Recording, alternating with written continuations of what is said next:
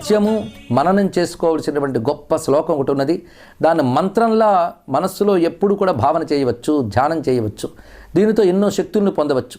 ఆ శ్లోకం పఠిస్తూ కుంకుమ చేత్తో పట్టుకుని మననం చేసుకుని ఆ కుంకుమ ధరించిన అద్భుతమైన శక్తి లభిస్తుంది. ఆ శ్లోకం నిజానికి చాలామందికి పరిచయమే కానీ శక్తి పరిచయం కావాలి. సర్వమంగళ మాంగళ్యే శివే సర్వార్థ సాధికే శరణ్యే త్రయంబకే గౌరీ నారాయణి నమోస్తుతే. ఇది ఒక అద్భుతమైనటువంటి స్తోత్రం. ఇది చండీ సప్తశతిగా ప్రసిద్ధి చెందిన దేవీ మహాత్మ్యంలోది.